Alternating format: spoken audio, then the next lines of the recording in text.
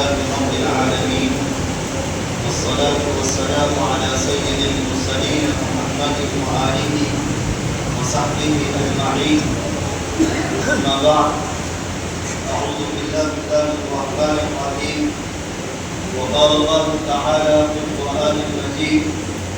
من ذا الذي يقرض الله قرضا حسنا فيضاعفه له أضعافا كثيرة والله يقبض ويبسط وإليه ترجعون. صدق الله العظيم. وقال رسول الله صلى الله عليه وسلم: من أخذ أموال الناس يريد أداءها أدى الله عنه وإليه ترجعون. صدق الله العظيم. وقال رسول الله صلى الله عليه وسلم: من أخذ أموال الناس يريد أداءها أدى الله عنه ومن أخذ أموال الناس يريد إتلافها أتلف الله، أو كما قال عليه الصلاة والسلام. معزز حاضرین کرام قدر، عزیز طلباء، محترم بزرگوں اور دوستوں، ایک صالح اور بہتر معاشرے کو تشکیل دینے کے لیے آگے جا کے موبائل نیچے کر کے بنا اور بہت سے کاموں کو انجام دینا پڑتا ہے، بہت سے تکالیف کو برداشت کرنا پڑتا ہے، اور ایک دوسرے سے مل کر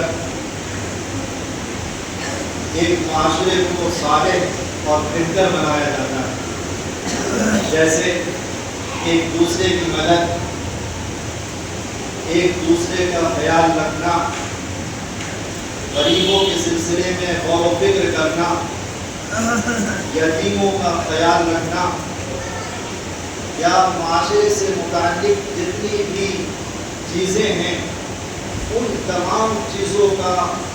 معاشرے کے تمام لوگ اگر خیال رکھتے ہیں تب جا کر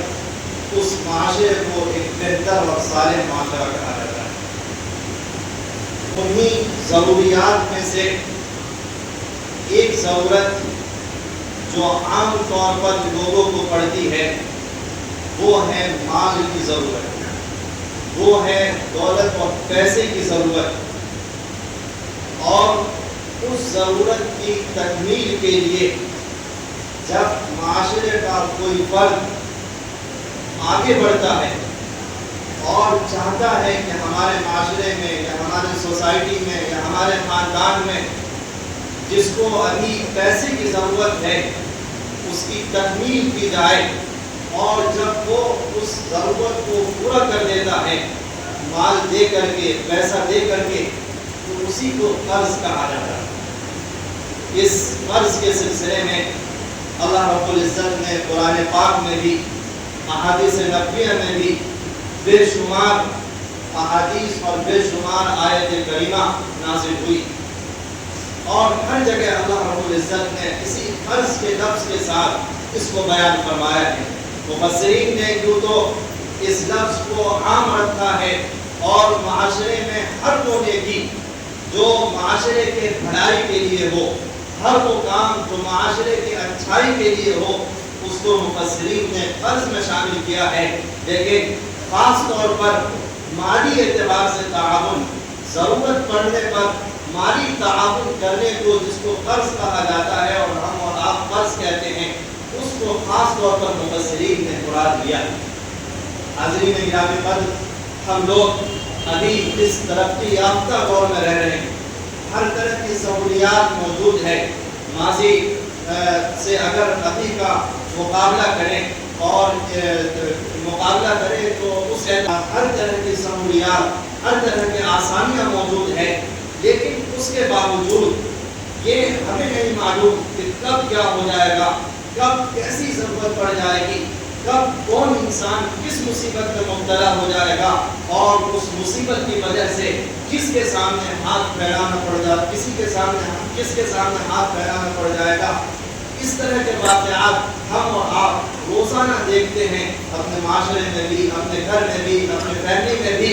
اور اسی طرح کی ضرورت پڑنے پر اسی طرح کے پریشانی میں جب انسان مبتلا ہوتا ہے اور اس وقت آپ دراز کرنے کی ضرورت پڑتی ہے، کچھ مدد کی ضرورت پڑتی ہے، تو اس سلسلے میں جو قرآن میں اور احادیث میں جو ہدایت اور جو رہنمائی دی گئی ہے وہ ہے قرض، یعنی دوسرے کی مدد کرنا، تعاون کرنا اور ضرورت کے موقع پر اسے کچھ مال کچھ وقت کے لیے دینا تاکہ وہ اس پریشانی سے اس مال کے ذریعے سے اپنے آپ کو نکال سکے، تاکہ اپنے آپ کو اس آزمائش سے اس مال کے ذریعے سے نکال سکے۔ لیکن عام طور پر ہوتا یہ ہے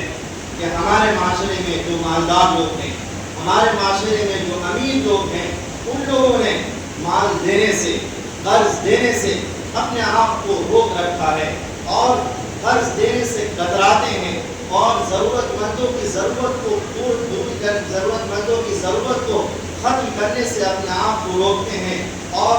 یہ ایک عام رسم اور ایک عام رواج چلا جا رہا ہے کہ مالدار لوگوں کی یہ سوچ اور یہ فکر بن گئی ہے کہ یہ جو مال اور یہ دولت ان کے پاس ہے، جو اللہ رب العزت نے انہیں جن چیزوں سے نوازا ہے، اس کے بارے میں ان کا خیال یہ ہوتا ہے کہ یہ مال ان کی کمائی ہوئی چیز ہے یا ان کی محنت سے حاصل کی ہوئی چیز ہے، جبکہ انہیں یاد رکھنا چاہیے اور یہ بات صحت میں یاد رکھ لینی چاہیے کہ یہ مال، یہ دولت جو اللہ رب العزت نے جن چیزوں سے آپ کو نوازا ہے، یہ حقیقت میں اس لیے نہیں نوازا ہے تاکہ ایک غریب اور ایک امیر کے درمیان تفاوت بڑھتا جائے اور ایک امیر کو اونچا بنایا جائے، ایک غریب کو معاشرے میں نیچے طبقے میں رکھا جائے، بلکہ صرف اس لیے مال دیا گیا ہے تاکہ آپ اس مال کے ذریعے سے معاشرے میں جو غریب ہیں، معاشرے میں جو ضرورت مند ہے، جو حاجت مند ہے، ان کی ضرورت کو آپ مختلف طریقوں سے پورا کر سکتے ہیں اور آپ پورا کریں، کیونکہ اللہ کے رسول صلی اللہ علیہ وسلم نے فرمایا کہ هل تنصرون وترزقون الا بضعفائكم، یہ مال اور یہ دولت جو تمہارے پاس ہے وہ صرف کمزوروں اور ضعیفوں کی وجہ سے ہے، نہ کہ کسی اور وجہ سے۔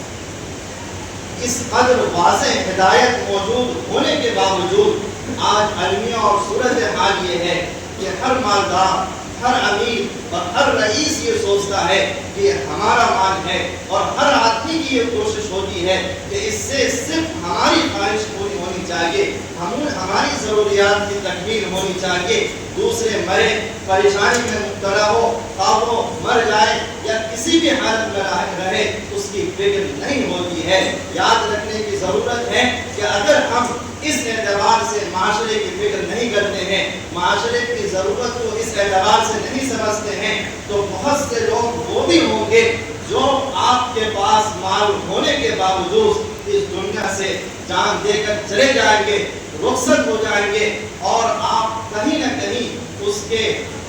جان لینے والوں میں آپ کا دین کہیں نہ کہیں آئے گا، کیونکہ اللہ نے آپ کو مال سے نوازا تھا، آپ کے لیے ضروری تھا کہ آپ اس کو پوچھتے، اس کی ضرورت کی تکمیل کرتے اور اس کو مال دے کر ہر وقت تعاون کرتے کہ یہ مال لو اور اس کے ذریعے سے تم اپنا علاج کرواؤ اور پھر صحت یاب ہو جانا، تو یہ مال تم مجھے واپس کر دینا۔ لیکن عام طور پر ایسا نہیں ہوتا ہے، جس کے نتیجے میں یہ ہوتا ہے یا تو انسان اس دنیا سے جان دے کر رخصت ہو جاتا ہے، یا یہ ہوتا ہے کہ بہت سے لوگ قرض حسنہ نہ ملنے کی صورت میں وہ بینک سے یا دوسری کمپنیوں سے لون لے لیتے ہیں، اور لون لینے کی صورت میں وہ سودکاری اور حرام خوری میں مبتلا ہو جاتے ہیں۔ تو یاد رکھنے کی ضرورت ہے کہ اللہ تعالیٰ نے جن لوگوں کو مال سے نوازا ہے، خواہ وہ اس کی مقدار کتنی ہی ہو، خواہ وہ 200 روپے ہو، 1000 روپے ہو، 5000 روپے ہو، اگر آپ 200 روپے سے بھی اور 100 روپے سے بھی اگر کسی کی ضرورت پوری کر سکتے ہیں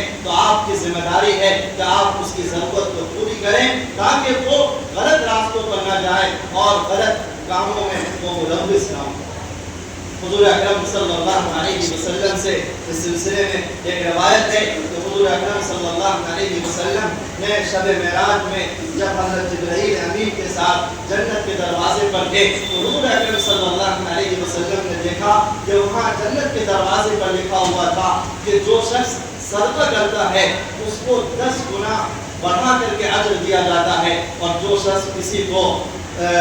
قرض دیتا ہے اس کو 18 گنا بڑھا کر کے اجر دیا جاتا ہے۔ تو حضور اکرم صلی اللہ علیہ وسلم نے سوال کیا، صدقہ انسان اس نیت کے ساتھ کرتا ہے کہ مجھے یہ مال دوبارہ واپس نہیں چاہیے، اور جبکہ قرض انسان اس نیت کے ساتھ کرتا ہے کہ کچھ دنوں کے بعد وہ مال مجھے دوبارہ واپس چاہیے۔ تو حضور اکرم صلی اللہ علیہ وسلم نے سوال کیا کہ قرض دینے والوں کا اجر 18 گنا کیوں بڑھا دیا گیا صدقہ دینے والوں کے بنسبت؟ تو حضرت جبرائیل امین علیہ السلام نے جواب دیا کہ جو شخص صدقہ کرتا ہے وہ ایک ایسے